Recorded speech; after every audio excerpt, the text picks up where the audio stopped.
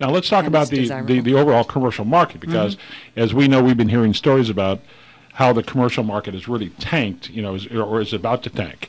And I think we're going to take a break before we get into that. But setting the background for that, you keep hearing that the next wave of REOs is going to be nothing but commercial stuff, because they kind of lagged the residential market, by a couple of years, I think. Do you see that coming down the pike? Well, there's certainly a lot of talk about it. One of the things that we're seeing in the commercial arena is that the banks seem to be handling a little bit differently than the residential market. They seem to be talking to people about workouts. That doesn't mean that there aren't REOs in the commercial end. There certainly are. Oh, there are, yeah. But it's maybe coming at a different pace than... Yeah, I've heard that they'll try to be they'll do everything they can to keep that from happening, and there may be some things in-house where they kind of say, look, you don't want to do this anymore. We got somebody who will take over your position at maybe this reduced price, and so you're not going to see them hit the market like we had with the residential properties, which are just tremendous, whole big numbers there. Well, it remains to be seen, but it seems like the banks are ahead of the game more so than they... In the residential marketplace, right, it seemed to be caught by surprise. Okay. And the banks in the commercial arena seem to be less surprised, seem to be more proactive in working with gearing up for it, yeah. So what is an exchange? Okay, what is exchangeable, and why would one want to do an exchange?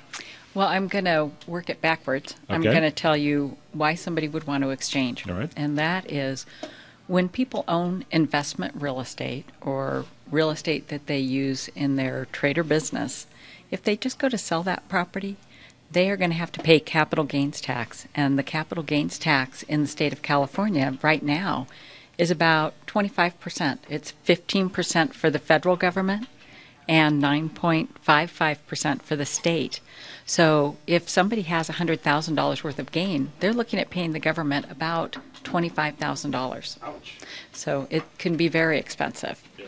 So what I'm looking at when somebody's going to be doing an exchange is that they can take that money with them.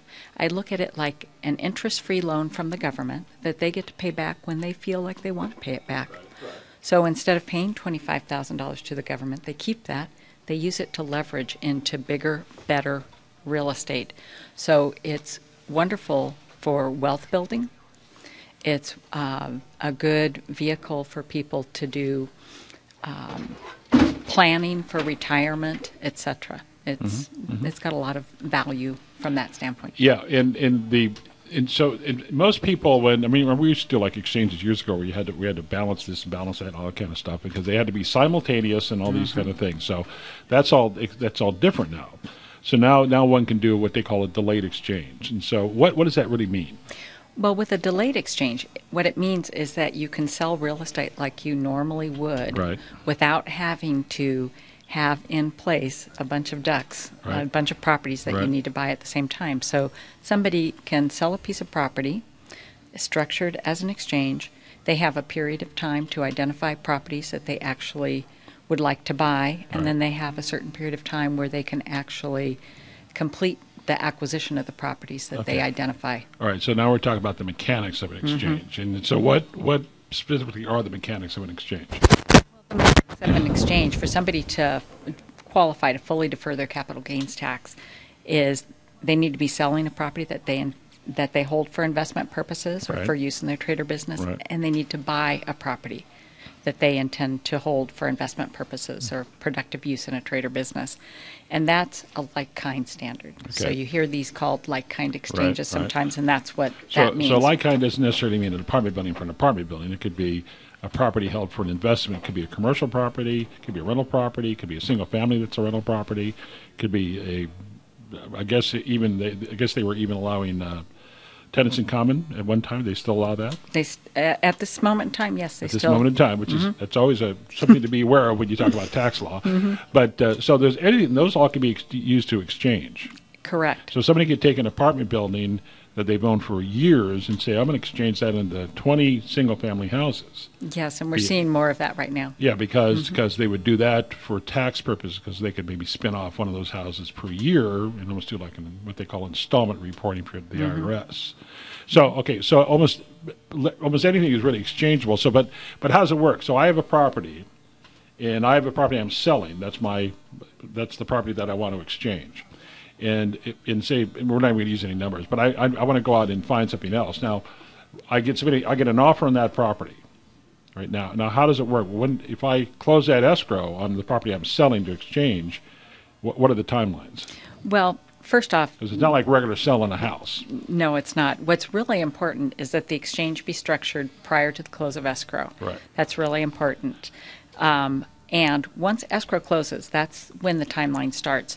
And for identification purposes, people have 45 days to identify in writing the property or properties that they want to identify. And I tell anybody who will listen to me on this that they are the shortest 45 days known to man. Right. So it feels like about 45 seconds when you're in the midst of shopping. There's no requirement that people be in contract on a property within that period of time, but that's the ideal. You want to be in contract and potentially in contract with contingencies removed if you can. Right. Because once you go past the 45 days, there's no switching the properties out for any reason whatsoever. So you're stuck. Bottom line. Yeah, you're stuck. You're stuck. Okay. So I think we discussed it one time where we had a lady who did an exchange, and she had an accountant, and she's relying on her accountant because I don't give tax advice. But one of the things I told her very clearly is that you cannot have receipt of those funds. Mm-hmm. So, folks, when you do an exchange, it's not like selling your house and you have the money in your checking account, then you're going to go find a property to exchange. That's what Tony does. Tony, you're that neutral party that holds on to those funds. Is that correct? That's correct. It's part of the safe harbor provisions in the tax code is that you cannot have constructive receipt or control over the funds. Right.